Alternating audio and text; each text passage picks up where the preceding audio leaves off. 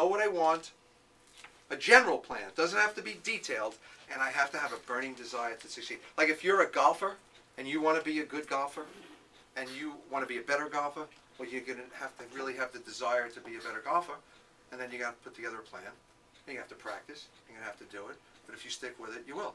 Whether if you're a gardener, a tennis player, a knitter, whatever you are, if that's what you want, then you have a desire to be. Maca, I would say, had a burning desire to be a dentist, right? Okay, and she stuck with that plan, and she knew she would succeed, and she's a success, and she will be even a bigger success because she's sticking with it. She's not, you know, we all know curveballs start coming up in life. There's no question about that. So, need to be specific to the point. You don't have to have detailed plans for all the way along, but you need to have a definite goal of where you want to be. What are you trying to be? Now, if you're not ready, if you don't understand where you want to go, yeah, it's okay. Then that's where you start meditating, clear the pipes, and I guarantee you'll get there. It takes a little time. Because confusion sends mixed messages to our subconscious mind and creates chaos in our lives. Because what happens is, and this is pretty much scientific fact right now, you'll read a lot about that, is what we think in our creative conscious mind, when we bring it into our subconsciousness, that's where it gets into the infinite. And that's where the energy brings it back into our lives. But what happens is a lot of times we come along and say, I want to win. But underneath, unconsciously, we're saying, I'm a loser, I'll never win, because we've been told that, or we believe that. So the question is, I need to change that. And eventually, at the end of the process, I'm going to show you how auto-suggestion and visualization can change all that. We need to override those bad tapes, those things that we incorporate in our lives as we were growing up. We don't even know it right now, but they're inside of us. These prompters, I like to call it. So if we're like, I'm not sure what I want to do, I don't want to do, I want this, I don't want it, I want to be there, what you're sending is messages like this, and the universe can't respond. It can't bring it back to you. You need clarity of what you want.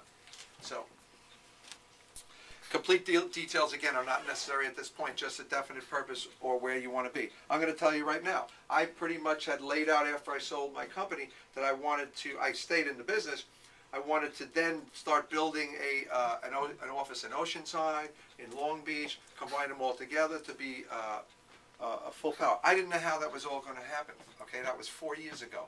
I was hit with a million curveballs between politics and this and that. It's all coming back into fruition right now. All of that's coming back into my life, that I have an opportunity. I'm running one in Oceanside. I have an opportunity to open another office now in Long Beach. And even something happened today, which was unbelievable. The company that I sold my company to that eventually let me go and played a lot of politics, they called me today. They want to meet with me again. They want to offer me my job back, which I don't want anyway. But it was just the universe is bringing it all back again. It's unbelievable. Because I knew in my heart, this is what I wanted, and I was going to succeed. I didn't know how it was all going to happen. It was when you get laid off of a job, you don't feel too good. So it's like, shit. So, but it's happening.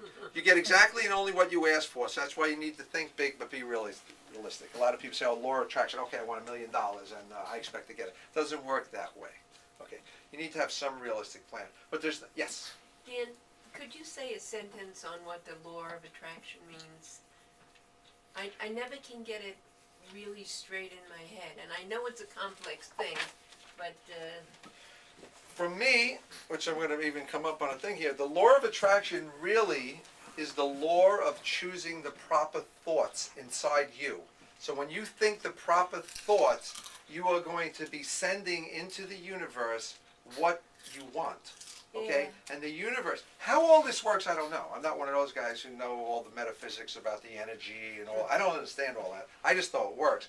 What happens is somehow the infinite takes hold of that, if it's a clear thought, and starts bringing it back into your life. And all of a sudden, hunches come to you, people show up in your life, and you're like, wow, things start happening.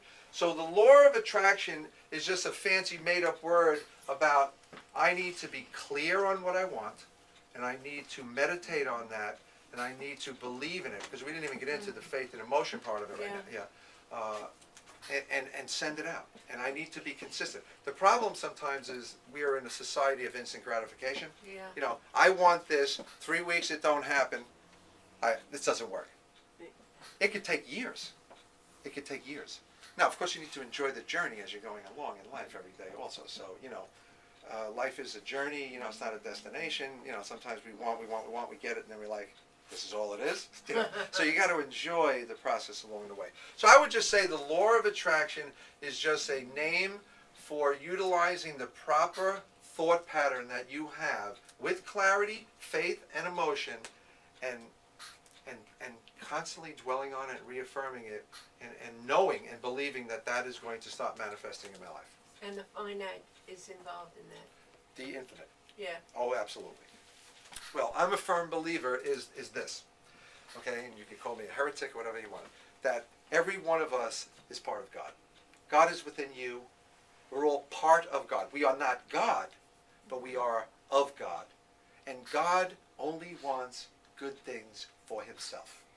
So he would never want bad things for himself. So what happens is when bad things start happening, it's when free will of conscious man overrides his spiritual path and starts acting from ego. And that's where the negative starts coming. It's never from Spirit God. Spirit God is never, ever going to bring bad stuff in. But we have free will to think what we want. And so the thing is, what am I spending my time thinking about? And you know this in your heart. Just look at people that are upset and angry all the time. What are they thinking about? About themselves usually. And people aren't living up to what I want. This one doesn't do what I want. They're actually creating their own misery. And so we need that. It takes time to get there. So, again, this is just a rehash of that same thing, burning desire. Decide what you want, how to get it, make up your mind today, go after it, you will get exactly only what you want. Now, this is a very powerful film. It's really going to tell you exactly what your question just was, how it works. Thanks.